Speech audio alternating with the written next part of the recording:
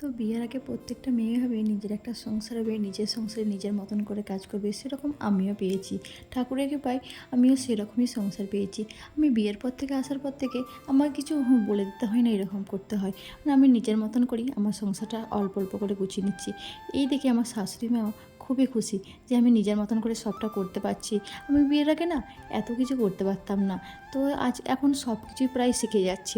আর তোমাদের দাদাভাইকে আজকে বলেছিলাম না একটু বাটা মাছ নিয়ে আসতে।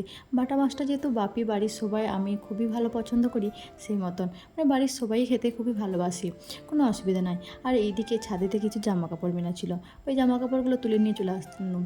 এই রোদেতে না ভালো জামা কাপড় ছাদে মেলে রাখাটা ঠিক না, ফলে জামা কাপড়টা নষ্ট হয়ে যায়। যেগুলো হালকা ভিজে ছিল না, আমি সেগুলো একটু দড়িতে মেলে দিয়েছিলাম। ওইদিকে তোমাদের সাথে গল্প করতে করতে তো আমার তো রান্না কমপ্লিট হয়ে গেল। আর এদিকে রান্না করার পর এসে না আমি চানটা করে নিলাম। চান করার পর যেহেতু পুজোর দিকটা মা দেখে, সেরকম আমার সকালবেলা চাপটা একটু কমই থাকে। মা ওইদিকে পুজো করে আর আমি রান্না বান্নার কাজটা করে নিই, তাহলে দুজনেরই সমান হয়ে যায়।